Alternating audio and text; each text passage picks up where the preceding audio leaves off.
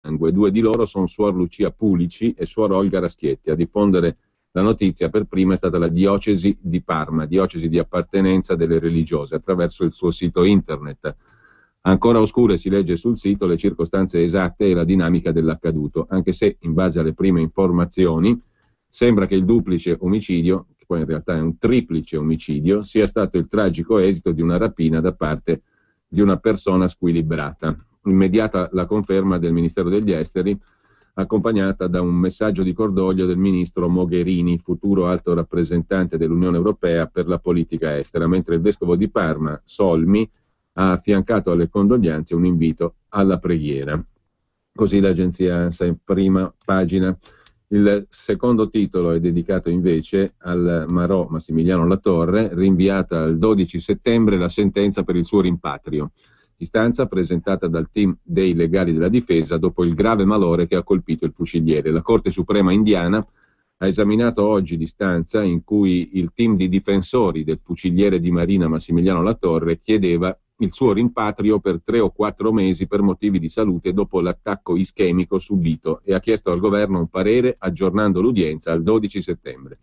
Questa è la decisione della Corte Suprema indiana. Nel caso di una concessione del permesso, la Corte potrebbe dare delle condizioni a garanzia che si è appreso l'Italia è pronta ad accettare. La Corte Suprema indiana ha esentato Latorre, su richiesta della difesa, dall'obbligo di firma presso il commissariato di polizia per 2 settimane per le sue condizioni di salute. Secondo il quotidiano indiano Hindustan Times, i fucilieri di Marina coinvolti nell'incidente del 15 febbraio 2012 che provocò la morte di 2 pescatori indiani, presumibilmente cercarono di coprire il loro operato, scrive il quotidiano indiano, spingendo il capitano della petroliera Enrica Lexi a inviare un rapporto per le organizzazioni internazionali di sicurezza marittima in cui si sosteneva che i pescatori erano armati e che questo fu alla base della decisione di sparare. Una fonte del Ministero dell'Interno indiano, che ha richiesto l'anonimato, ha detto al giornale che il capitano della Enrica Lexi generò un rapporto via email in cui si sosteneva che 6 dei pescatori a bordo del peschereccio indiano erano armati.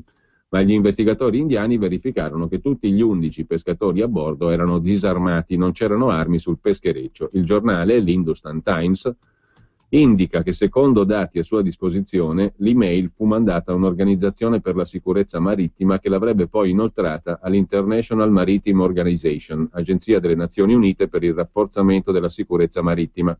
Ma quando durante le sue indagini l'Agenzia Nazionale per la Sicurezza Indiana ha interrogato il capitano della Enrica Lexi, Umberto Vitelli, questi ha negato di essere stato testimone dell'incidente e della sparatoria, dichiarando di aver redatto l'email sotto la pressione dei fucilieri della Marina accusati. L'obiettivo era quello di presentare i pescatori come pirati, scrive il quotidiano indiano.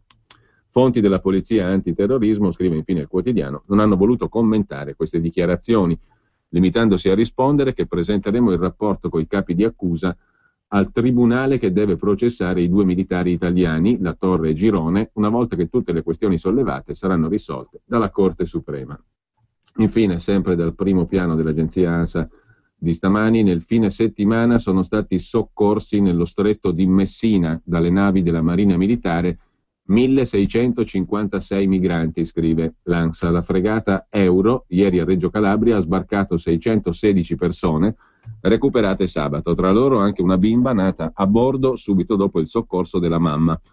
Questa mattina le motovedette CP304 delle Capitanerie di Porto e G114 di Guardia di Finanza hanno intercettato e scortato fino al porto di Pozzallo un'imbarcazione con circa 160 migranti. In tutto soccorse appunto 1656 persone nell'ambito della perdurante operazione Mare Nostrum. Questi alcuni degli argomenti di primo piano dell'ANSA di stamattina, mentre io vorrei riproporvi, prima di aprire un capitolo dedicato più alla politica interna, un reportage, anzi un'intervista che è comparsa ieri in prima pagina sul quotidiano La Repubblica. L'intervista è quella dell'inviato nel Kurdistan iracheno di Repubblica, Pietro Del Re, che è riuscito a parlare con una ragazza di 17 anni, Yazida, che ha raccontato la propria condizione di schiavitù nelle mani degli jihadisti dello Stato Islamico. Vi telefono dall'orrore, era il titolo del racconto messo in prima pagina da Repubblica. Salvatemi, dice la 17enne, ci hanno dato un cellulare per far sapere cosa ci fanno, per far sapere ai genitori in particolare qual è il trattamento subito da queste donne e ragazze e ragazzine e anche bambine sostanzialmente. Una forma aggiuntiva, diciamo, di crudeltà, far sapere ai genitori quello che queste donne e ragazzine stanno passando. Che cosa mi fanno? Ho troppa vergogna per raccontarlo e non conosco neanche le parole per descrivere il mio martirio. Ma la prego mi aiuti a dire le pene che le mie amiche ed io stiamo soffrendo. Inizia con queste frasi la conversazione dell'inviato di Repubblica, Pietro Del Re, con Mayat, la chiameremo così, scrive l'inviato di Repubblica, ha 17 anni e la voce di una bambina. Il 3 agosto scorso, durante l'offensiva jihadista contro Sinjar, è stata rapita dai soldati dello Stato islamico. Da allora, con altre donne, tutte appartenenti come lei alla minoranza yazida, è tenuta prigioniera in un villaggio nella piana di Ninive, a sud di Mosul, scrive l'inviato di Repubblica.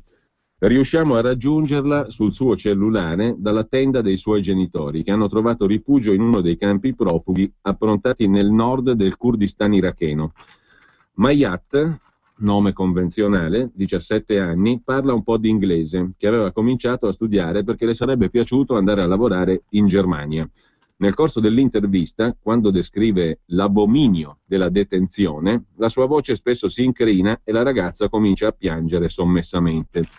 La prego non scriva il mio nome, perché sono così imbarazzata per ciò che mi infliggono, dice questa ragazza 17enne yazida a Pietro Del Re, che la intervista per Repubblica.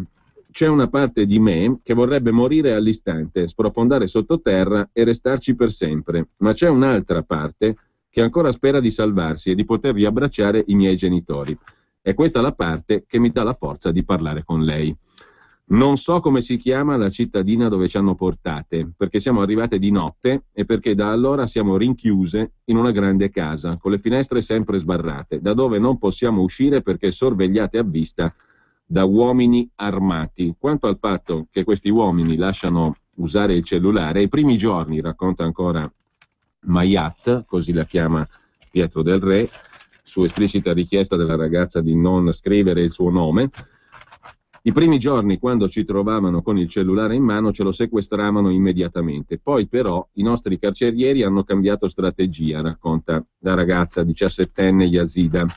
Hanno cambiato strategia e per ferirci ulteriormente ci dicono di raccontare nei dettagli ai nostri genitori quello che ci fanno. Ridono di noi, si credono invincibili, si sentono dei superuomini, sono soltanto persone senza cuore.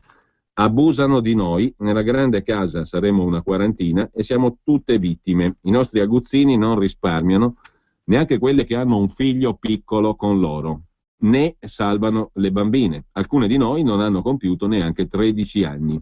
Sono quelle che reagiscono peggio a questo schifo. Ce ne sono alcune che hanno smesso di parlare, una si è strappata i capelli e l'hanno portata via. Le violenze avvengono all'ultimo piano della casa. Ci sono 3 stanze per le violenze, le stanze degli orrori, continua Mayat, 17 anni, yazida, a colloquio con Pietro Del Re, inviato di Repubblica, che dà conto da questa intervista, ieri dava questa intervista, pubblicava in prima pagina. Quante volte siete succubi di queste violenze? Chiede Pietro Del Re. Anche 3 volte in un giorno, risponde Mayat. Ci trattano come se fossimo le loro schiave. Veniamo date in pasto a uomini sempre diversi. Alcuni arrivano addirittura dalla Siria, ci minacciano, ci picchiano quando tentiamo di resistere. Spesso vorrei che mi picchiassero abbastanza forte da uccidermi, ma sono dei vigliacchi anche in questo. Nessuno ha il coraggio di mettere fine al nostro supplizio. Chi siano i nostri stupratori non lo so, dice ancora la ragazza 17enne yazida a Repubblica. Alcuni sono vecchi, altri giovani, alcuni sono vestiti come dei militari, altri indossano gli abiti degli arabi, altri ancora sono persone apparentemente normalissime. La notte anche i nostri carcerieri ci saltano addosso. Dove trovo la forza per sperare? Me la dà la memoria di quella che era la mia vita prima che cominciasse questo incubo. E anche l'amore dei miei genitori, con i quali riesco a parlare abbastanza spesso, ma a volte ho l'impressione di non farcela. Sento che se un giorno questa tortura dovesse finire, la mia vita rimarrebbe per sempre segnata da quello che sto subendo in queste settimane. Anche se dovessi sopravvivere, non saprei come cancellare dalla mia mente le scene di questo orrore. È anche per questo motivo che vorrei morire subito. All'inizio chiedevamo ai nostri carcerieri che ci uccidessero, che ci sparassero, ma siamo troppo preziose per loro. Alcune di noi hanno provato a impiccarsi, ma nessuna c'è ancora riuscita. Lo sa che le donne yazide sequestrate dallo Stato islamico sono circa 1000, chiede ancora Pietro del Re per Repubblica, e che molte di queste sono già state convertite all'Islam, che altre sono state vendute per $1.000.000 come schiave sessuali al mercato di Mosul, che altre ancora sono già diventate mogli di qualche jihadista in Siria? Non sapevo che fossimo così tante a patire questo calvario, risponde Mayat, 17 anni, yazida. Quanto alla Siria, è una delle tante minacce dei nostri carcerieri. Ci dicono che se non collaboriamo ci spediscono a Raqqa, che è la roccaforte siriana dello Stato islamico. Ma dopo quello che scontiamo qui, come vuole che ci intimorisca l'idea di finire in Siria? Una settimana dopo il nostro arrivo sono venuti 3 uomini molto cattivi che ci hanno esaminato una per una, toccandoci dappertutto davanti a tutti e spaventandoci a morte con un coltello. Dopo un'ora hanno portato via 15 di noi. Non so dove siano finite. Ci sarebbero anche alcune donne cristiane tra le rapite. Le risulta, chiede l'inviato di Repubblica. Può darsi, risponde Mayat, 17 anni, yazida, nelle mani dei jihadisti dello Stato islamico, dove siamo, può darsi che ci siano, ma non qui, dove siamo tutte yazide e proveniamo tutte da Sinjar. Tutti ci ripetono in continuazione che siamo donne infedeli perché non musulmane, e che siamo di loro proprietà come un bottino di guerra. Ci paragonano spesso a delle capre appena acquistate al mercato delle bestie. Attraverso intermediari sunniti, gli operatori delle Nazioni Unite, dice l'intervistatore di Repubblica, stanno cercando di comprare alcune donne yazide al mercato di Mosul. Beate quelle a cui spetterà questa sorte, risponde Mayat, 17 anni. Io, la sola speranza che nutro è che i peshmerga curdi vengano a liberarmi. I nostri carcerieri ci dicono che gli jihadisti li stanno sconfiggendo ovunque, ma per fortuna mio padre mi tiene al corrente di quanto accade. So, per esempio, dei bombardamenti americani contro di loro. Vorrei solo che gli americani si sbrighino a farli fuori tutti, o che mi centrino con una loro bomba, perché io non so quanto resisterò. Hanno già ucciso il mio corpo, stanno uccidendo anche la mia anima. Questa è l'intervista pubblicata ieri in prima pagina su Repubblica di Pietro del Re, dal Kurdistan iracheno, a Mayat, 17 anni, ragazza yazida, nelle mani dei jihadisti come tante altre. Nelle mani dei militanti degli jihadisti dello Stato islamico sono finiti anche altri bambini usati come scudi umani a Mosul, città del nord dell'Iraq, conquistata lo scorso giugno dai combattenti dello Stato islamico e adesso assediata dai peshmerga curdi che tentano di riconquistarla. Da 3 giorni 50 bambini sciiti e 45 yazidi sono tenuti in ostaggio nell'orfanotrofio Dar al-Baraim del quartiere di Zuhir a Mosul. La zona è strettamente sorvegliata da 6 militanti islamisti, ha detto una fonte all'interno della città, la quale ha anche spiegato che i piccoli sono stati rinchiusi nell'istituto appena arrivati in città. I minori fanno parte di un gruppo di centinaia di civili, per lo più donne e bambini, rapiti dai jihadisti in località a est di Mosul nel corso della loro conquista della piana di Ninive all'inizio dell'estate. Questi bambini, racconta ancora Pietro del Re, sempre su Repubblica di ieri, questi bambini potrebbero servire da scudi umani contro la violenta offensiva lanciata su Mosul 2 settimane fa dai combattenti curdi, i quali, spalleggiati dai raid aerei americani, hanno già ripreso il controllo di diversi villaggi a nord della città e intanto ogni frazione, villaggio o città riconquistati offre le prove delle atrocità commesse dai jihadisti dello Stato islamico. 2 giorni fa, per esempio, le forze kurde e i miliziani sciiti hanno scoperto una fossa comune con 35 cadaveri a Suleiman Bek, a nord di Baghdad, strappata allo Stato islamico lunedì scorso durante l'operazione destinata a creare un canale umanitario per evacuare gli abitanti della città di Amerli. Al momento non è ancora chiaro quando sia stato compiuto il massacro, ma sui corpi rinvenuti sono stati individuati proiettili sparati alla nuca, segno che i 35 uomini sono stati tutti giustiziati. Di questo genere di atrocità gli islamisti vanno fieri. L'altro ieri da Fallujah alcuni di loro hanno annunciato di aver gettato i corpi di molte persone nell'Eufrate, tra cui dipendenti comunali e poliziotti, dopo averli torturati perché si opponevano alla presenza delle bande degli jihadisti in città. E a proposito di Siria ed Europa, è stato accertato sostanzialmente che Mehdi Nemmouche, il jihadista francese accusato della strage nel museo ebraico di Bruxelles il giorno prima delle elezioni del Parlamento europeo, il 24 maggio scorso, con 4 vittime, Mehdi Nemmouche, dunque l'autore della strage al museo ebraico di Bruxelles, è stato anche il carceriere di ostaggi occidentali in Siria, tra cui probabilmente anche James Foley, il reporter americano decapitato l'altra settimana. La rivelazione è stata pubblicata dal quotidiano francese Le Monde ed è stata confermata da Nicolas Henin, uno degli ostaggi francesi liberati in aprile. Il giornalista Nicolas Henin ha riconosciuto Nemmouche, l'autore della strage nel museo ebraico di Bruxelles, come suo carceriere nelle fotografie mostrate al giornalista dai servizi antiterrorismo.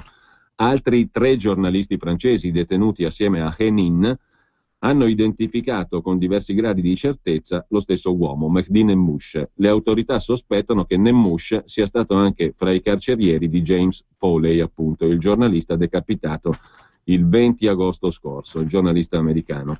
Quando Nemmouche non cantava, torturava, ha raccontato Nicolas Henin in un'agghiacciante testimonianza sui mesi fra il luglio e il dicembre 2003 in cui fu detenuto in un ospedale di Aleppo, in Siria.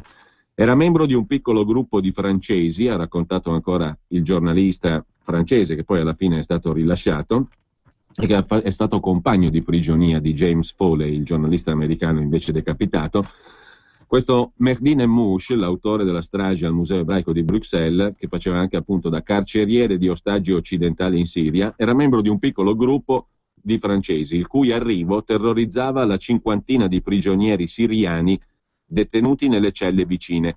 Ogni sera erano botte nella sala dove ero stato interrogato anch'io, ha raccontato Henin. La tortura durava tutta la notte fino alla preghiera dell'alba. Alle urla dei prigionieri rispondevano a volte dei mugolii in francese. Nemmouche, 29 anni, cittadino francese di origine algerina, è stato estradato in Belgio un mese fa dopo essere stato arrestato a Marsiglia. Fino a febbraio scorso era in Siria. Non è ancora chiaro perché abbia lasciato la Siria in febbraio per recarsi in Malesia, prima poi di tornare in Europa. Resta anche da chiarire se ha agito da solo o in connessione con lo Stato islamico, di cui peraltro aveva una bandiera nello zaino quando è stato fermato dalla polizia. Tocca alla giustizia fare il suo lavoro, questo funesto personaggio deve essere giudicato e lo sarà, ha dichiarato il ministro degli interni francese Bernard Cazeneuve. Le rivelazioni sul presunto killer di Bruxelles, in pratica colui che ha fatto la strage al museo ebraico di Bruxelles il giorno prima delle elezioni del Parlamento europeo, le rivelazioni su Nemmouche confermano le preoccupazioni dei servizi antiterrorismo, cioè che gli jihadisti che dagli stati occidentali vanno in Siria rappresentano poi una minaccia quando tornano in patria. Sono Giovanna della Mondoflex. Mondoflex. Finalmente siamo nella nuova sede di Treviolo, 5.000 metri dedicati al riposo e per festeggiare in tutti i nostri punti vendita tante nuove promozioni.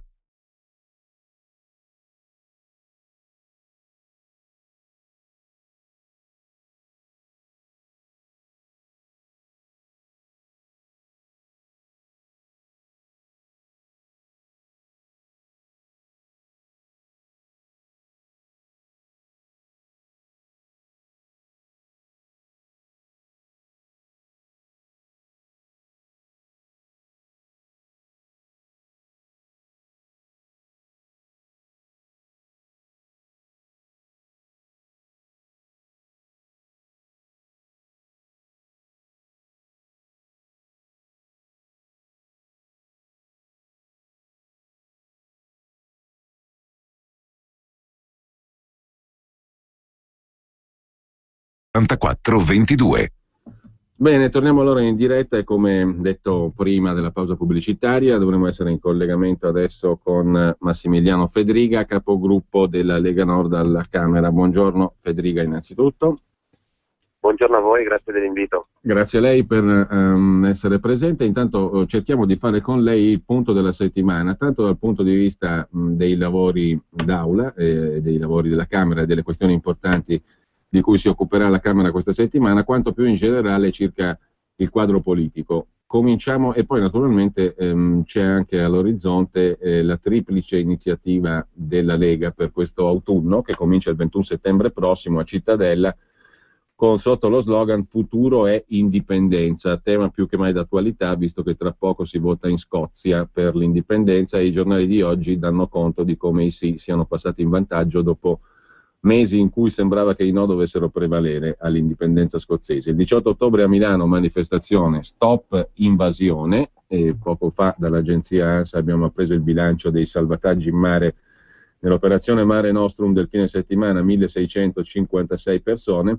E poi sempre la Lega il 14 novembre in tutta Italia lancia la manifestazione "Non pago, affamiamo lo Stato", la protesta fiscale. Sono tanti gli argomenti in prospettiva, però partiamo dalla settimana. Federica, cosa c'è di importante questa settimana alla Camera? In questa settimana avremo il decreto missioni, ovvero il rifinanziamento delle missioni all'estero, sulla quale la Lega sta portando avanti una battaglia, in particolar modo per cercare di fare pressioni sul nostro governo al fine di non mettersi di traverso, contrastando con sanzioni o con addirittura l'impiego di uomini e di armi nella questione Ucraina-Russia. Abbiamo visto come per garantire la poltrona alla Mogherini Renzi si sia piegato totalmente alla volontà tedesche. Questo però ha portato non solamente alla poltrona della Mogherini purtroppo, ma anche a un'estrema difficoltà per le nostre aziende che esportano e lavorano in Russia. Parlo ovviamente principalmente di quelle agroalimentari. È una follia andare a penalizzare in modo così forte, stiamo parlando di milioni di euro. Se andasse avanti un anno noi abbiamo esportazioni per la Russia che superano i 10 miliardi di euro, un danno per la nostra economia enorme che ovviamente non vale la poltrona Mogherini, ma tantomeno in situazioni come queste bisogna agire con sanzioni, bisogna in realtà fare azioni politiche per fare dialogare i due governi, quello ucraino e quello russo, risolvere le situazioni, perché anche i 7 punti richiesti da Putin sono assolutamente di buon senso, 7 punti che sono mirati a riportare una situazione di normalità su quel confine. Martedì iniziamo, ovvero domani, speriamo che ci sia questa sensibilità da parte del governo, perché inseguire ad ogni costo le volontà tedesche anche in questa partita vuol dire andare a colpire nuovamente le imprese del nostro paese. Ecco, Federica, su questo punto la ministra degli esteri Mogherini, ministra in pectore diciamo della Commissione europea prossima avventura, quella di Jean-Claude Juncker, era accreditata all'inizio, non si capisce neanche bene perché a dire il vero, come filorussa, e però si è espressa, diciamo così, in termini molto chiari per il sì all'inasprimento delle sanzioni contro la Russia prima ancora di essere formalizzata ministra dell'Unione Europea. Il governo quindi ha questa posizione qui? Sì, più che altro ha cambiato posizione. Prima teneva una posizione, non è vero che prima era filorussa, prima teneva una posizione classica, posizione italiana, un po' di più, un po' di lì, non diciamo niente, per sintetizzare la posizione della Mogherini. Dopodiché si è schierata in modo invece palese in una posizione filo ucraina, anti-russa, per vedersi garantita quella nomina.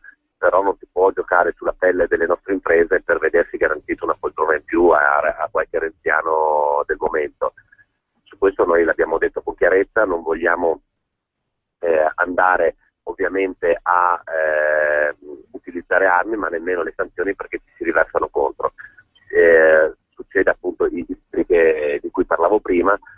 Bisogna avere la capacità, e perlomeno mi auguro che l'Europa ce l'abbia, anche se ovviamente i dubbi ci sono sempre, visti come si sta comportando nella politica estera Europa, che è stato un disastro su tutti i punti di vista, ma perlomeno la capacità di poter portare a una soluzione politica al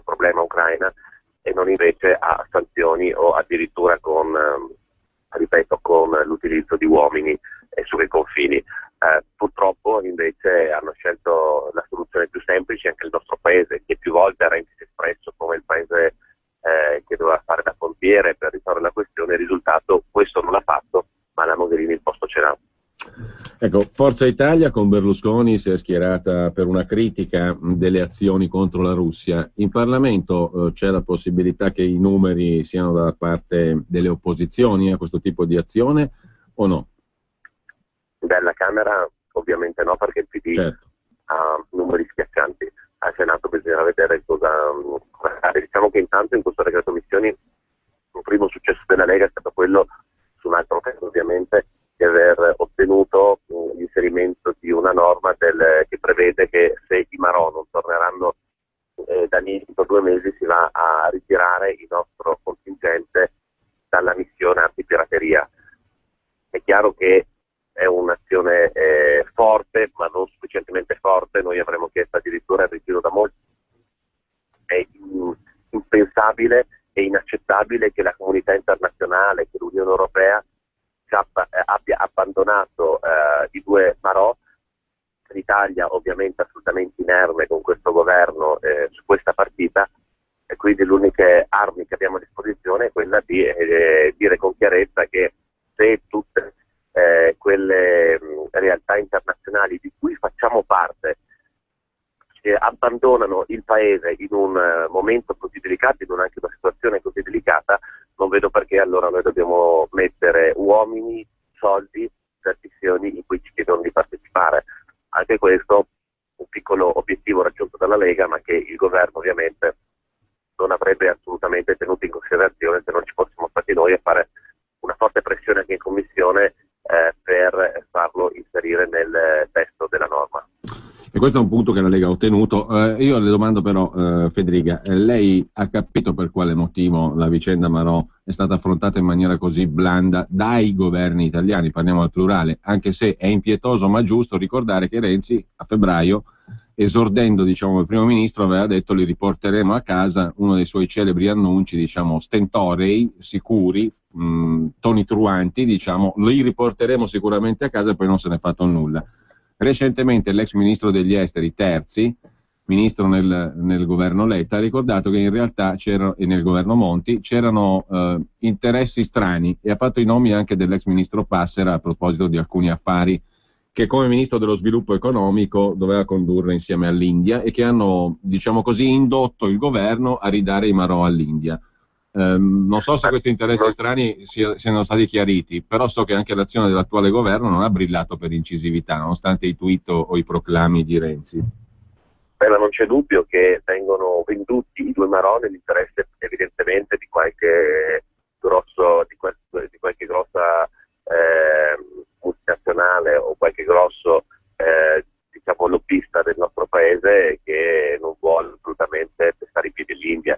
Però qui non si tratta di pestare in piedi, si tratta di riportare un po' di giustizia, di riportare un diritto internazionale, di fare anche rispettare dei tempi che ormai sono diventati inaccettabili per questa questione. Quindi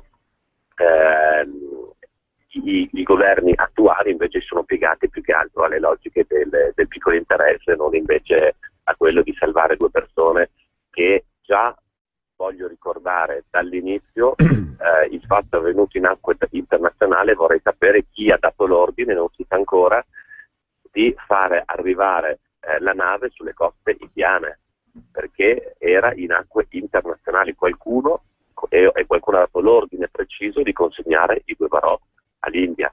Quindi è una vicenda ancora con molti lati oscuri, ancora molti coni d'ombra, ai quali ovviamente chiederemo di fare luce, perché esistono delle responsabilità, ovviamente tutte iniziate, quelle principali non c'è dubbio del governo Monti, ma che sono proseguite anche col governo, giustamente come ricordavi, il governo Letta e col governo Renzi. Adesso si risolve la situazione nel più breve tempo possibile, si mettano in campo anche azioni forti, ripeto, a livello internazionale per fare rispettare questo diritto, che è un diritto dei 2 Marò e anche del nostro paese, e dopodiché si faccia luce su quanto avvenuto, perché non esiste che le responsabilità in questo paese non siano mai di nessuno.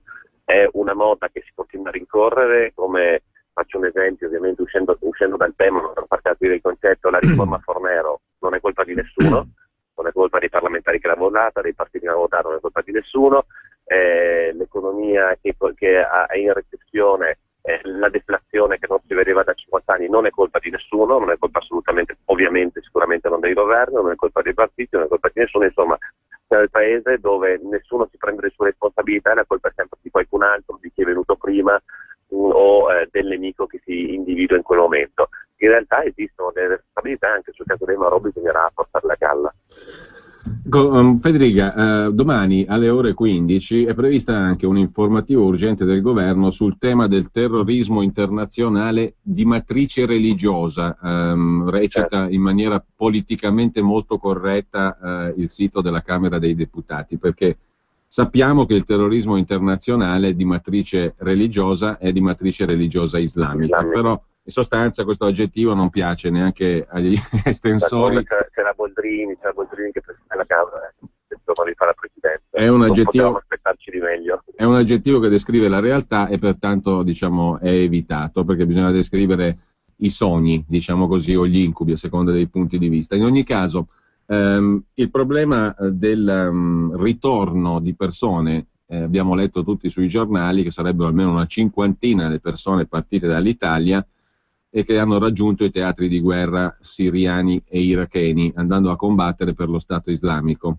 Il problema del ritorno di questi soggetti, del loro monitoraggio e anche dei rischi, perché la scorsa settimana abbiamo intervistato il segretario del SAP Tonelli a proposito dell'operazione Mare Nostrum in connessione alla sicurezza, cioè la natura e le caratteristiche delle persone che sbarcano non sono accertabili, per cui si pone anche un problema di sicurezza, oltre che un altro grosso problema, quello sanitario, che la polizia ha evidenziato. Lì tocchiamo poi anche un altro aspetto, ma lo tocchiamo a parte, che è quello della protesta, un evento che non si è mai verificato e che si potrebbe verificare entro fine mese con una sorta di sciopero, non so in che termini, perché comunque per legge le forze di sicurezza non possono scioperare, però senz'altro un'iniziativa è senza precedenti, quella di manifestare in maniera molto forte la loro protesta per il blocco dei salari, che è molto più gravoso per gli uomini della polizia che non per i dipendenti della pubblica amministrazione in generale, come ha spiegato benissimo il segretario Tonelli l'altra settimana. Insomma,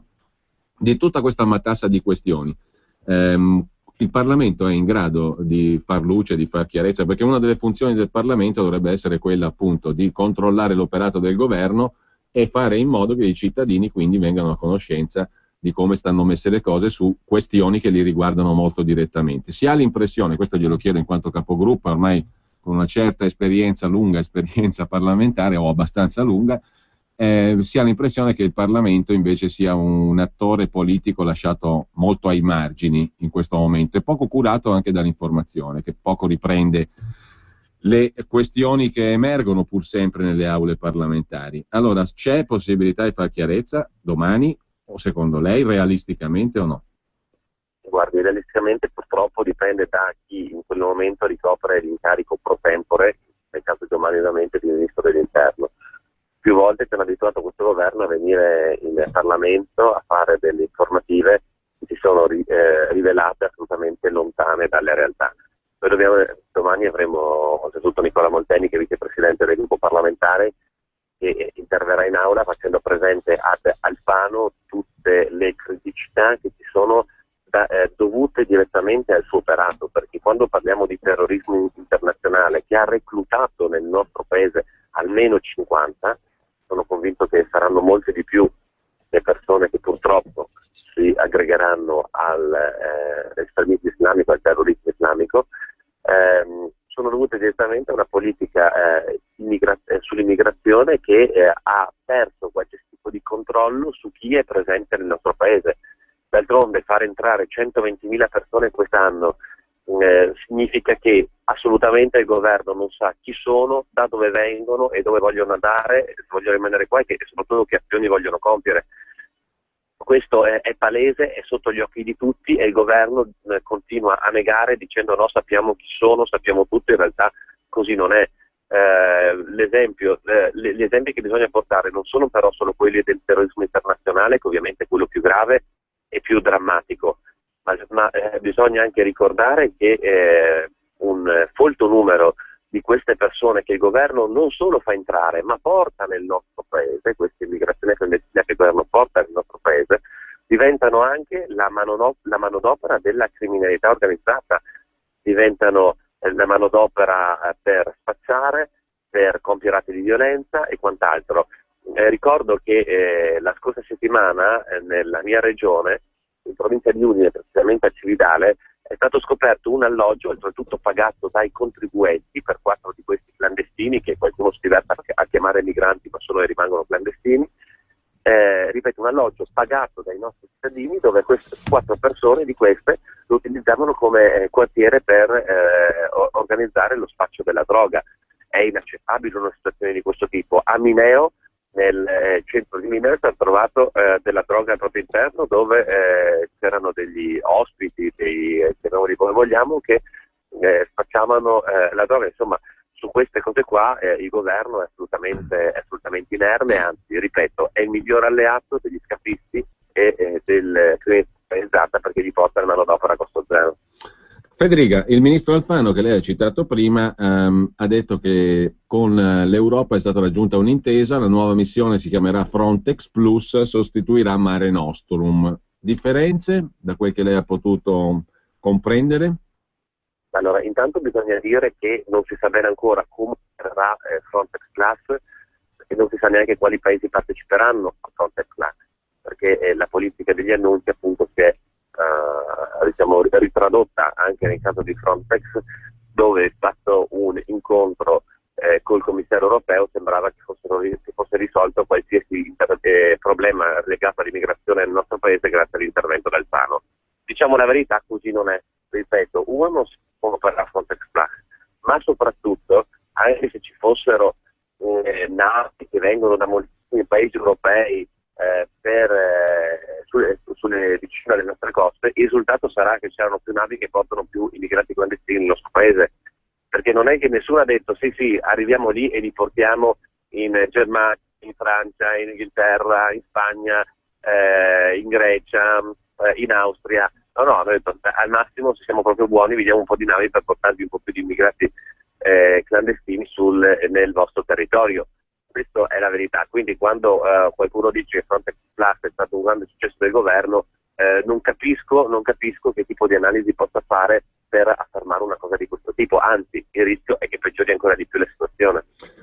Federica, in un momento non certamente tranquillo sotto il profilo dell'ordine pubblico, polizia, carabinieri, anzi tutte le forze di sicurezza unite, diciamo, hanno manifestato grandissimo disagio anche con pubbliche manifestazioni, e continuano a farlo, e si profila la possibilità di una inedita forma di sciopero delle forze di sicurezza entro fine mese, per il blocco degli stipendi, ma anche in generale, per esempio, per la scarsa dotazione che hanno per gestire l'operazione Mare Nostrum, con i conseguenti rischi per la salute, piuttosto che per il taglio delle risorse costante in questi anni. Una spending review sulle forze di polizia, dicono i vari rappresentanti delle forze di polizia, è già stata fatta, e anche molto pesante. Vedi la benzina che scarseggia, problema ormai cronico, no?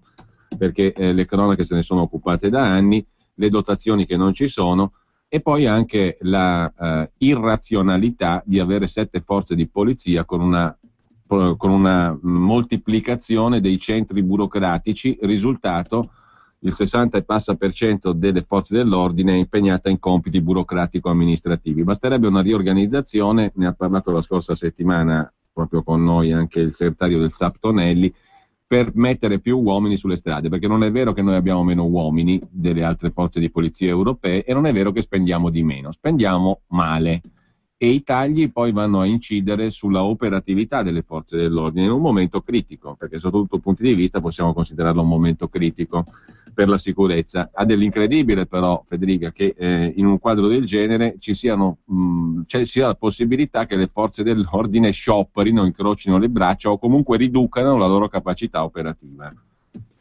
Noi staremo a fianco ovviamente delle forze dell'ordine. Detto questo, il caso esplicativo delle politiche che porta avanti il governo sulle forze dell'ordine è presente proprio nell'ultimo decreto sugli stadi. Infatti in questo decreto il governo mette dentro, che poi non ho capito cosa intenda prestare il governo, perché mette dentro 133 milioni per l'accoglienza di immigrati clandestini sul decreto stadi, di cui di questi 133, 120 verranno erogati quest'anno, mentre sempre quest'anno per le forze dell'ordine, che vuol dire per la manodopera che serve per le auto, per i mezzi a disposizione, per la ristrutturazione ove fosse necessario delle strutture, il governo mette a disposizione l'enorme cifra per tutto il territorio nazionale. Sto parlando, che qualcuno non pensi sia per una regione o una città, di 8 milioni di euro. Quindi quest'anno avremo, nell'ultimo decreto abbiamo il governo che metterà 120 milioni per accogliere gli immigrati, 8 milioni di euro per dare i mezzi alle forze dell'ordine e garantire i mezzi alle forze dell'ordine per compiere il loro lavoro. È chiaro, come si può pensare che gli operatori della sicurezza non protestino con forza, e ripeto, la Lega sarà al fianco della sicurezza, al fianco delle persone che operano nella sicurezza, perché è palesemente un taglio indiscriminato che si va a fare verso coloro che operano, anche rischiando in alcuni casi, fortunatamente pochi, però la loro vita per garantire il questo vivere e la qualità della vita dei nostri cittadini. Questi nella sostanza importano criminalità e uccidono le forze di sicurezza. Ecco, non mi sembra una politica a favore dei cittadini di questo paese. Federica, continuando la nostra piccola rassegna, poi magari apriamo anche le linee telefoniche fra qualche minuto per chi volesse intervenire, allo 02 66 20 35 29, oppure via SMS al 346 6427 756. Intanto però dicevo, proseguendo, tra le altre questioni di attualità c'è alla Camera il decreto Madia, cosiddetto, cioè la riforma della pubblica amministrazione.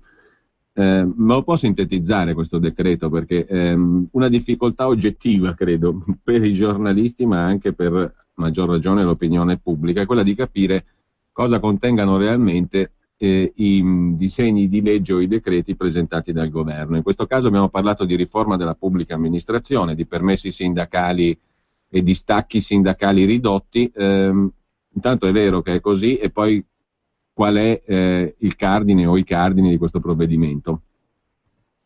Allora, stiamo parlando del decreto, quindi al decreto non è la riforma della pubblica amministrazione. L'unica approvata è il decreto, appunto, in cui sono presenti la riduzione dei permessi sindacali. La Lega si vede a favore della riduzione dei permessi, era altrettanto contrario invece andare a colpire questi nelle forze dell'ordine, perché colpire i permessi nelle forze dell'ordine, le forze dell'ordine fortunatamente, e per questo si salvano i sindacati delle forze dell'ordine, non sono dentro i sindacati nazionali, quindi dentro la Trice, quindi non hanno tutti quei soldi, tutti quei vari cap e quant'altro che li garantisce. Loro hanno soltanto chi li rappresenta all'interno del comparto, ed sarebbe giusto che fosse così.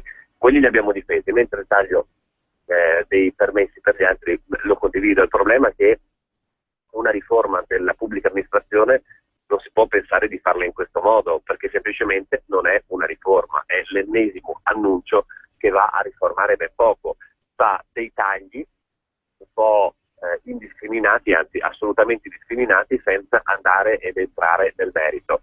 Adesso quello che noi chiedevamo era molto semplice, dicevamo distinguiamo quelle zone, quegli uffici, quelle aree dove la pubblica amministrazione funziona, magari sono sotto organico e magari devono fare il doppio perché ci sono invece altri servizi che non funzionano, da quelle dove invece sono indici, i posti utili sarebbero 3, sono 7 che timbrano e vanno a fare la spesa. Adesso ovviamente sto estremizzando il discorso, però è palese che se andiamo a vedere i dati di numero di abitanti per numero di dipendenti della pubblica amministrazione, abbiamo aree del paese nel quale il rapporto è virtuoso, altre dove è assolutamente imbarazzante. La pubblica amministrazione è stata utilizzata come ammortizzatore sociale e non come servizio da dare ai cittadini.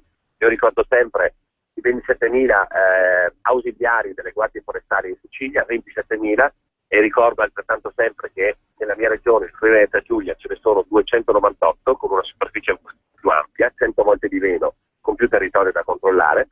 In Calabria ce ne sono 6.500, Insomma, sono dei numeri che fanno rabbrividire se pensiamo che vengono finanziati questi sprechi con i soldi e le tasse dei cittadini. Federica, parlando di soldi, appunto, visto che tra poco ci si occuperà della... Pronto? Prego. Ecco, dico, Pronto? parlando di soldi, dicevo, visto che tra poco ci si occuperà della legge di stabilità, lei ha capito dove verranno trovate le coperture che ancora non ci sono per i famosi 80 euro di bonus per una determinata categoria o categorie di lavoratori dipendenti? E dall'altra parte, dove verranno trovati i 20 miliardi di tagli alla spesa pubblica che anche il commissario alla spending review Cottarelli ha detto si possono fare tranquillamente, anzi bisogna prevedere altre tappe e i 1000 giorni sono il tempo giusto per farli. Però 20 miliardi entro quest'anno, ha detto il Premier. Da dove arrivano questi quattrini? Io non so darle una risposta, ma la cosa che mi preoccupa, che ho paura, è che nemmeno lei si sappia dare una risposta da solo. Perché in realtà anche questo è l'ennesimo annuncio, che io ho il terrore che si tramuti in una stangata per i cittadini di questo paese, per le imprese e per la famiglia, e devo dire che è un tumore che è un timore che purtroppo sarà fondato. Nella sostanza faranno una manovra che la metteranno dentro legge finanziaria, ma verrà utilizzata per andare a fregare altri soldi dai cittadini del nostro paese. Il governo ha coperto, e questa è stata una follia, misure con dei tagli che non c'erano. È come se, che vuol dire far saltare i bilanci, vuol dire fare manovre senza copertura e fare delle leggi senza copertura. Loro hanno detto, per far capire anche agli ascoltatori, noi faremo un risparmio di spending review di 5 miliardi. Invece che 5 miliardi la facciamo di 6 miliardi e 8, e quindi quel miliardo e 8 in più lo utilizziamo per andare a coprire una parte degli 80 euro. Peccato che quei miliardi e 8 non hanno detto quali tagli erano, non li hanno fatti, non hanno detto niente, non li faremo. È come se una famiglia, e penso che una famiglia normale non lo faccia, a meno che non vuole trovarsi con la banca sull'uscio della casa, come se dicesse sì, io adesso mi compro la casa da 1 milione di euro, perché prevedo che quel 1 milione di euro lo risparmierò nel prossimo anno. Come non si sa, il risultato, uno fa debito, fa il buco e quindi scoppia la bolla. E il dramma qual è? Che questo buco di bilancio che il governo sta creando lo pagheranno i cittadini, perché a chi andranno a prendere i soldi per coprire il buco? Ai cittadini, andranno a rubare nuovamente dalle tasche dei cittadini. Queste sono la politica economica che sta portando avanti Renzi, perché null'altro si vede.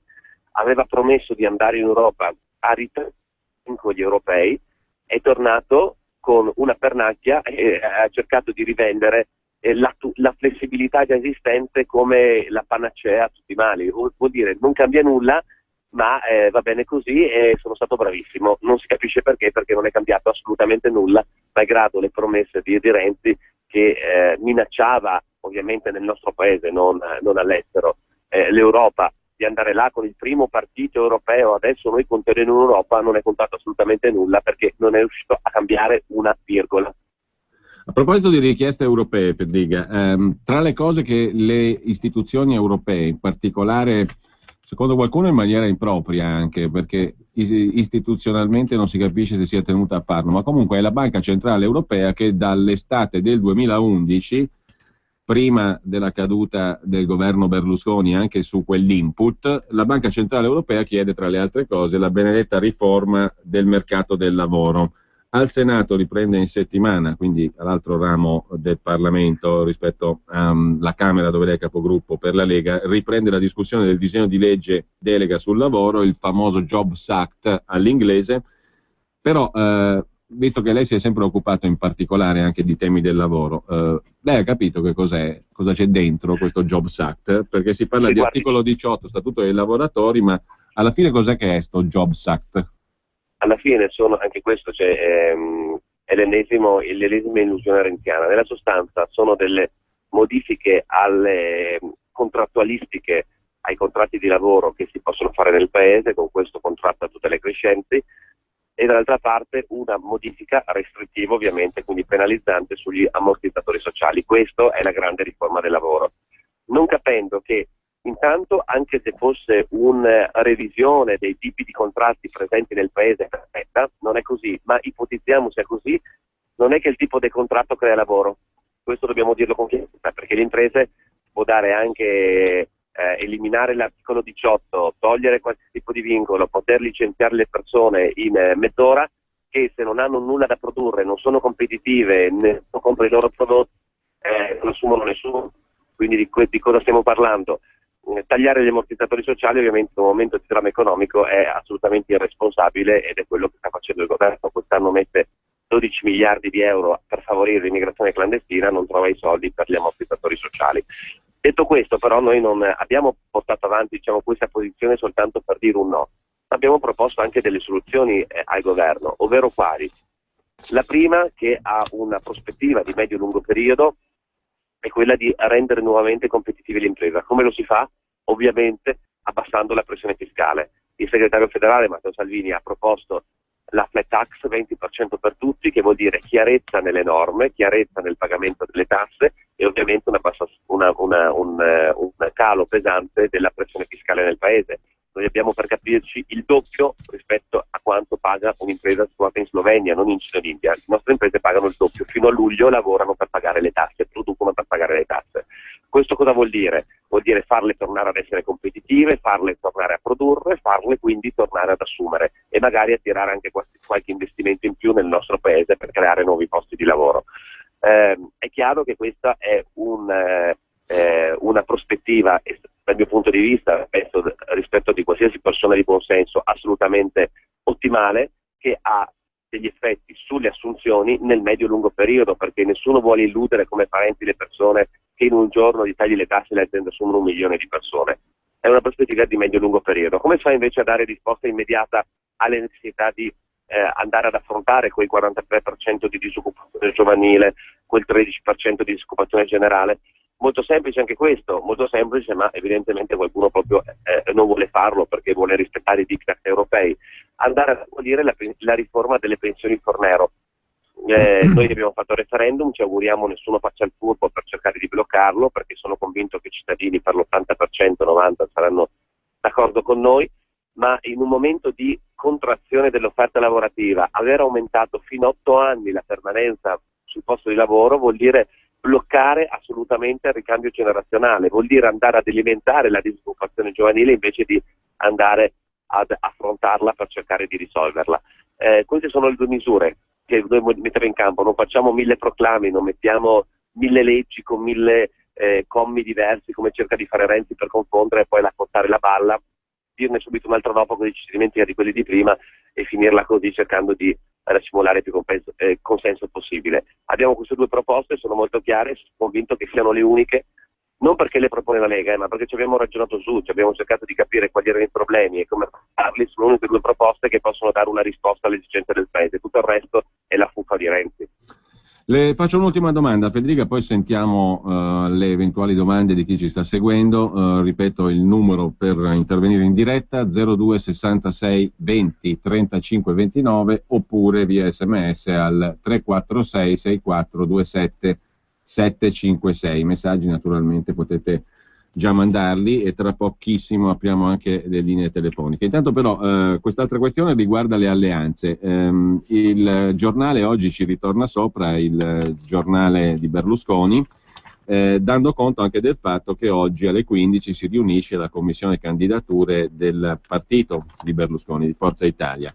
In sostanza alleanza con il nuovo centrodestra in vista delle regionali, ma, dice il giornale, anche per le primarie il fronte si va allargando a Fratelli d'Italia e alla Lega. Intanto le risulta, Federica, e poi in secondo luogo, visto che si parla di alleanze, ma pare che sui programmi e sulle linee di azione in Parlamento il centrodestra sia più frantumato che mai. Ce n'è una parte al governo, se può chiamarsi ancora centrodestra, comunque il partito di Alfano.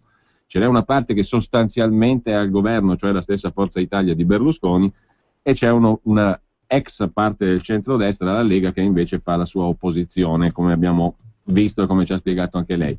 In questo quadro qui, visto che le basi programmatiche e la realtà di quello che stanno facendo questi partiti adesso è molto diversa, si può parlare di alleanze future? Ma guardi, è assolutamente impensabile in questo momento pensare di risolvere tutto con delle primarie. Allora, a livello nazionale ovviamente abbiamo politiche totalmente diverse e noi ovviamente di questo ne siamo orgogliosi, di non fare la politica di Alfano e Renzi su Mare Nostrum, sull'immigrazione clandestina, o quella di Berlusconi che sta fuori però con una scarpa dentro. Noi siamo all'opposizione molto netta, molto chiara, semplicemente perché non condividiamo le politiche che portano avanti e le primarie non sono una soluzione a nulla. Se qualcuno si illude che le primarie servono a fare la coalizione è una balla colossale. Le primarie sono un mezzo semmai per individuare un leader della coalizione, quindi non le vedo in modo negativo, ma il problema è che prima deve esistere una coalizione con una base programmatica comune, chiara, netta, senza prendere in giro i cittadini, senza che qualcuno targiversi dicendo sì ma io forse avevo detto che, deve essere molto chiara, e quella è la base programmatica che noi abbiamo proposto alle europee, ha avuto un enorme successo, continua a riscuotere successo ed è l'unico sbocco che un cittadino che non si riconosce in questa politica renziana degli annunci, delle tasse e dell'immigrazione può trovare rifugio, perché nella politica di Alfano e di Forza Italia personalmente ho seri dubbi che un cittadino che non la vede come Renzi possa riconoscersi. Noi facciamo quella proposta, dopodiché chi vuole seguire la proposta lanciata dalla Lega è il benvenuto. Per noi l'importante non sono il colore, la poltrone, da dove vengono ed altro, però l'importante è quanto si promette e quanto soprattutto si fa per i cittadini. Chi vuole fare con noi è benvenuto, chi invece vuole soltanto garantirsi una coalizione, una cozzaglia per cercare di vincere a tutti i costi e garantirsi la poltrona, il seggio e la posto in commissione, la presidenza di qua e il ministero di là, noi non ci stiamo più a questo gioco la Lega non ci sta, quindi staremmo al governo per fare qualcosa, altrimenti stiamo tranquillamente all'opposizione, perché per stare al governo, non fare niente, addirittura fare danni come stanno facendo Alfano, Renzi ed altri, noi stiamo volentieri lontano da questo tipo di scelte, da questo tipo di politica. 2 telefonate, con noi Massimiliano Fedriga, capogruppo della Lega Nord alla Camera. Pronto? Pronto, buongiorno. Buongiorno. Giorgio da Monza. Prima di tutto mi permetta di fare i complimenti all'onorevole Fedriga, lo seguo spesso in televisione e deve combattere non solo contro gli avversari politici, ma anche quei giornalisti che dovrebbero fare da moderatori e che invece quando si sentono dire qualcosa di piacevole per loro o per i partiti di governo intervengono e bloccano l'onorevole Fedriga. Poi lo risponde bene a tono. Poi rapidamente, per quanto riguarda la polizia, c'è da dire che abbiamo tantissime forze dell'ordine.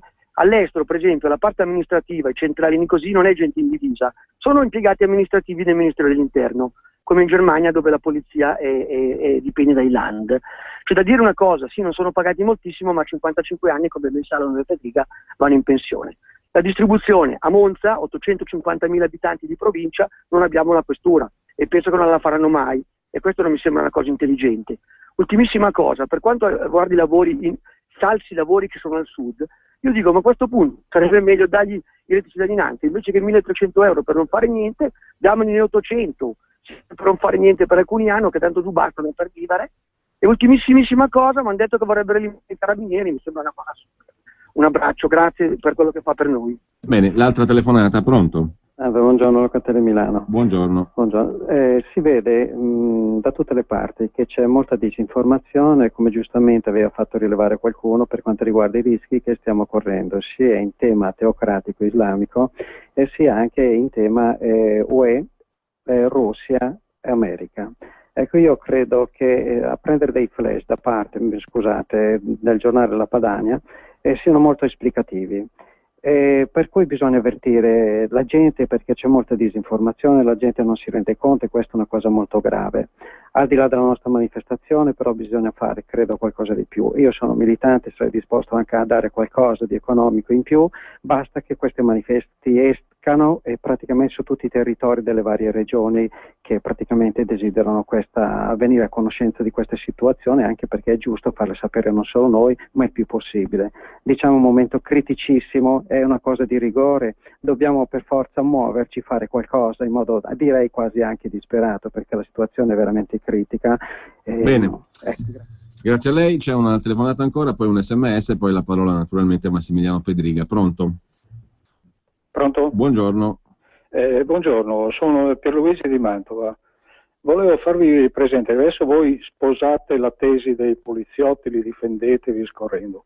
Se vi ricordate, qualche anno fa, con gli agricoltori delle quote latte, no? Che presenziavano un tratto di linea ferroviaria da Verona a Vicenza, no? La polizia presenziava i binari e i vostri agricoltori adepti non facevano altro che spruzzare letame dalle botti sui poliziotti. Pensateci un po' se siete coerenti. Buongiorno. A lei, prego Federica. Posso rispondere? Prego, prego. Allora, della tua domanda non ho capito l'ultima affermazione perché purtroppo era saltata la linea, però posso dire che sono favorevole a ripensare l'organizzazione delle forze armate e vedere un forte taglio del numero dei corpi, quello non c'è dubbio, perché vuol dire ottimizzare le risorse, dare servizio e non invece garantire qualche alto di grado per avere la poltrona assicurata. Noi siamo dalla parte di chi opera sul territorio, non di chi invece deve mantenere dei privilegi. Per quanto riguarda la parte informativa stiamo facendo il possibile, diceva appunto cerchiamo di andare nei mezzi di informazione che ci danno spazio, cerchiamo di con il territorio, con i militanti, come appunto degli ascoltatori che hanno chiamato, di informare i cittadini, facciamo i manifesti, ovviamente ad ognuno spetta una piccola parte in questa grande battaglia di verità, di giustizia per i nostri cittadini. Ed anche quello che si può dire al vicino di casa, quello che incontriamo nel bar, al compagno di scuola che magari è mediantano, ogni occasione è buona per raccontare cosa la Lega sta portando avanti e cosa il governo sta facendo in verità rispetto di quanto raccontano magari i grandi mezzi di informazione molto appiattiti sulle politiche renziane.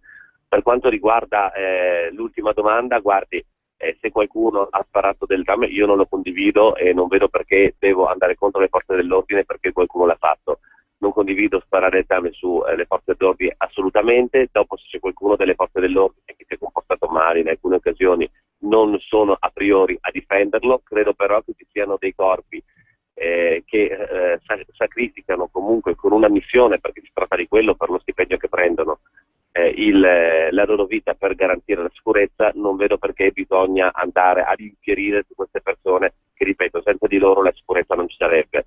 Che poi, ripeto, siano organizzati male, siano troppi negli uffici, sono pochi sulle strade, questo non c'è dubbio, però non è la colpa ovviamente del singolo agente, ma colpa di chi al governo decide di organizzare in questo modo le forze sul territorio. Altre due telefonate, 02 66 20 35 29, mentre c'era Mario D'Alembiate che dice a proposito di province che sono abolite via SMS, se sono abolite anche le trattenute e i contributi dei cittadini. Ma non sono abolite le province. Appunto. Il governo, bisogna dire anche questa, è l'ennesima balla di Renzi, nessuno ha abolito le province. Le province esistono e continuano come prima. Hanno abolito la possibilità di scegliere per i cittadini chi governa la provincia. Molto semplice, adesso le decidono le segreterie dei partiti per volere di Renzi, quello che diceva che era a favore delle preferenze, perché con questa legge elettorale la gente non sceglie, lui direttamente non è che ha optato tra preferenza o non preferenza, ha proprio tolto il diritto di voto al cittadino. Questo deve essere chiaro. Le province, il presidente della provincia le sceglieranno i segretari dei partiti, del PD e di Forza Italia, che in alcuni casi stanno facendo già gli accordi fra di loro, perché è un'elezione indiretta, quindi il cittadino non saprà più niente, ma le province continuano a rimanere, quindi le balle di Renzi anche in questo caso si sono dimostrate tali. Anzi, ha fatto un danno ancora in più, perché non è che non ha tolto le province, ma ripeto, ha tolto il diritto di voto. Quindi se una provincia secondo i cittadini viene amministrata male, il cittadino una volta a volta non potrà più andare a dire non voto più quel presidente perché secondo me ha amministrato male la mia provincia, ma se le segreterie di partito decideranno di tenerlo, se lo continuerà a tenere e continuerà ad amministrare la cosa pubblica a dispetto dell'opinione e della volontà della gente. Due chiamate allora, allo 02 66 20 35 29, sms 346 6427 756. Pronto? Tocca a me? Sì, buongiorno, prego. Sì, ciao, sono Antonio di Cinisello. Ascolta, io voglio dire una cosa. Per 20 anni si è rotto le scatole a Berlusconi. Forse avrebbe potuto cambiare qualcosa, ma si sa benissimo che è in mano tutto alla sinistra. Adesso la sinistra vuole fare le riforme. Quali riforme sarebbero? Quelle di dover licenziare la maggior parte di quelli che lavorano nel pubblico, perché queste sono le riforme. Altrimenti non si riforma niente, perché se io sono disoccupato, sto da mia madre, se lei mi dà 50 euro al giorno, a fondo perso, così lo Stato uguale.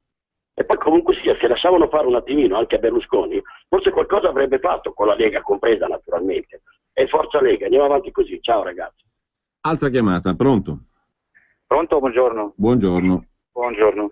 Quindi io mi chiamo Idris, chiamo da Brescia e io sinceramente voglio parlare di un tema che non parla nessuno, è quella di l'azzardo, ma non l'azzardo quel che sia. Io a me è capitato a lavorare un po' in bingo, no? Sì. Come così per un tempo diciamo breve, no? E sinceramente ho provato davanti ai miei occhi a vedere cose, una cosa pazzesca, visto che gli anziani e soprattutto i pensionati ti dicono che non possono arrivare alla fine del mese. Lo Stato fa tante di quelle pubblicità per aiutare gli anziani, per le fregature, la gente che viene a casa chiede questo, la fregatura degli anziani, questo. Però non parlano della fregatura che gli anziani vengono fregati anche quando vanno a giocare d'azzardo. Il gioco d'azzardo.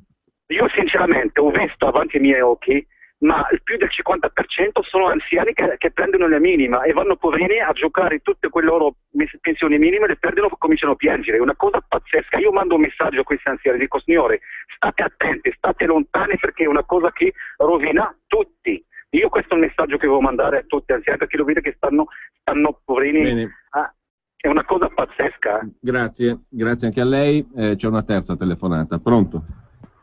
Buongiorno Giuseppe. Buongiorno, prego.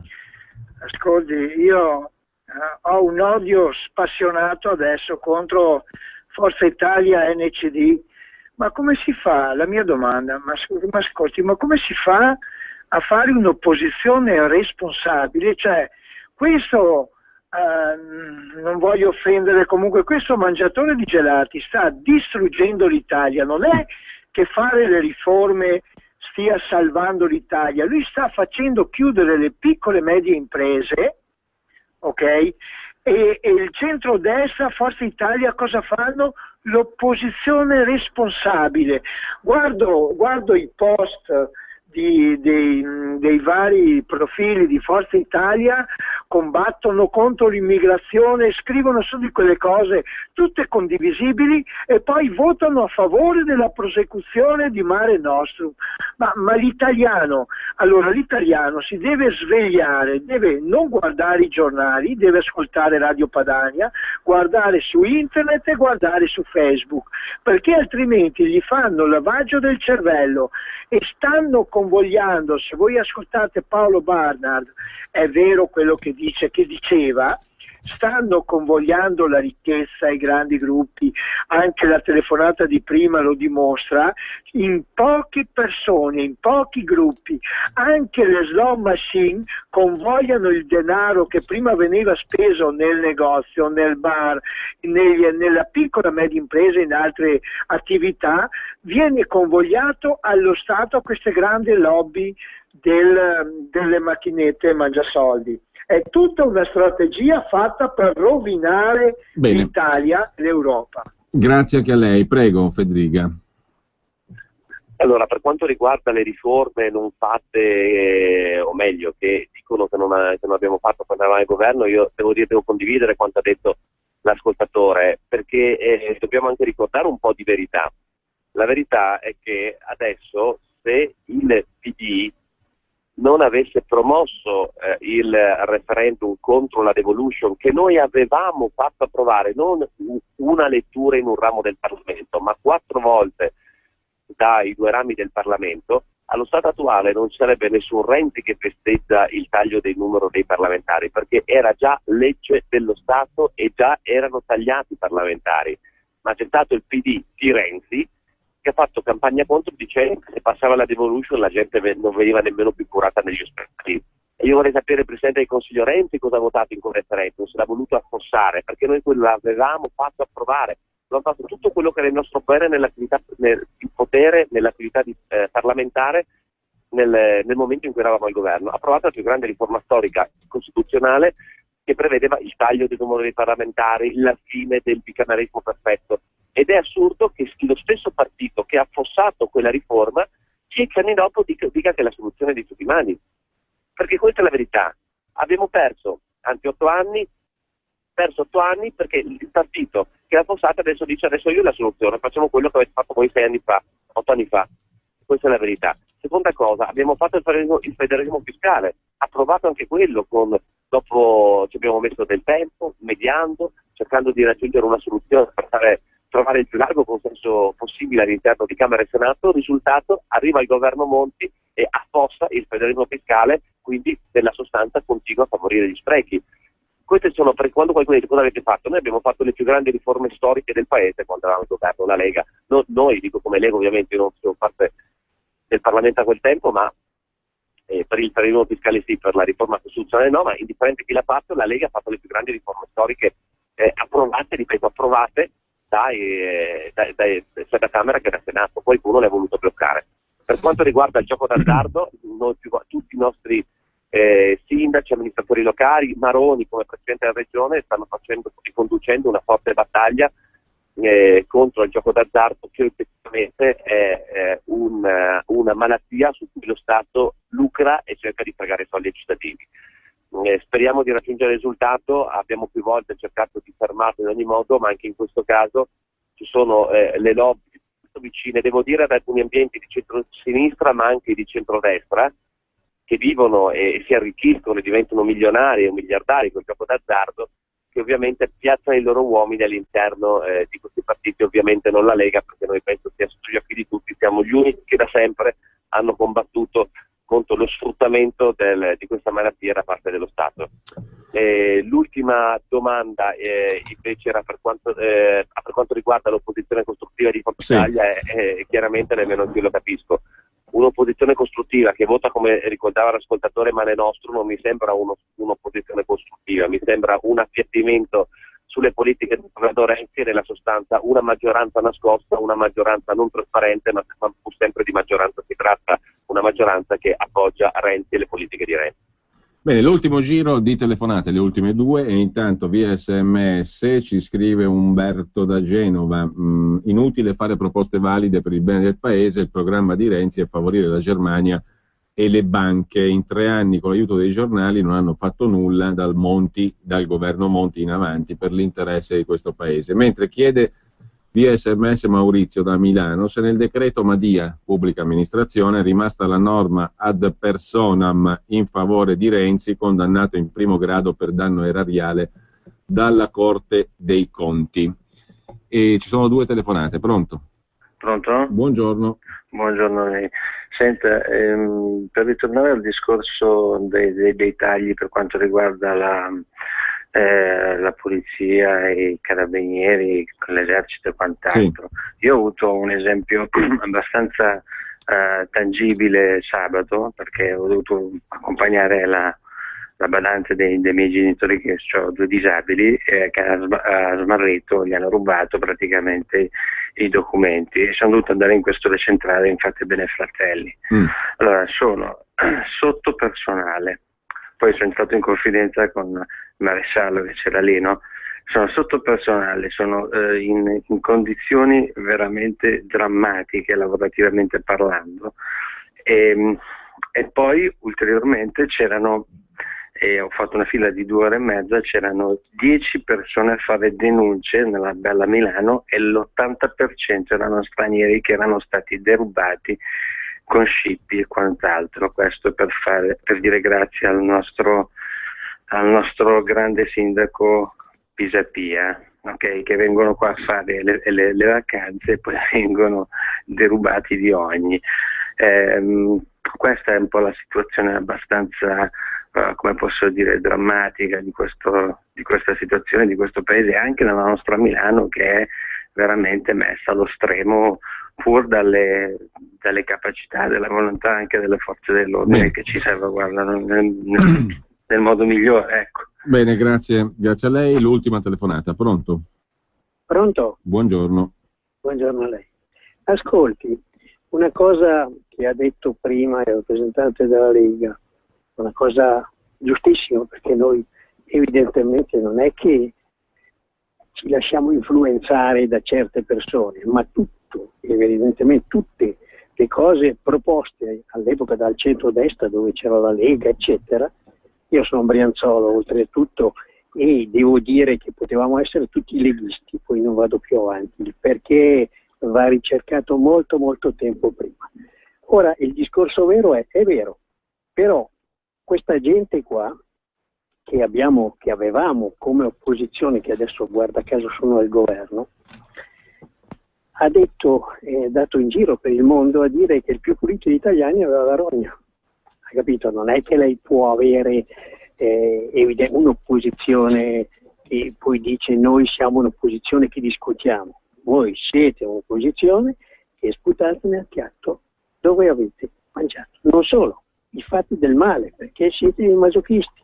Ma perché chi, non si può, per denigrare l'avversario, andare a dire che tutti gli italiani hanno la rogna, capito? Il più pulito c'ha la rogna. No, questo è uno sbaglio, però la Lega sicuramente ha delle idee che sono di destra, non c'è niente da fare, sono di destra, sono idee corrette, però io ce l'ho con quel 50% degli italiani che non va a votare, e poi magari si permettono anche di parlare, questo 50% degli italiani che non va a votare, se io fossi al governo gli toglierei qualunque diritto. Quando mi chiede un certificato o un qualcosa, non te lo do. È vero che possono andare a votare e lasciare la scheda bianca, ma almeno facciamoli votare, perché non è corretto non andare a votare. Grazie anche a lei. Allora, Federica, tiriamo le somme.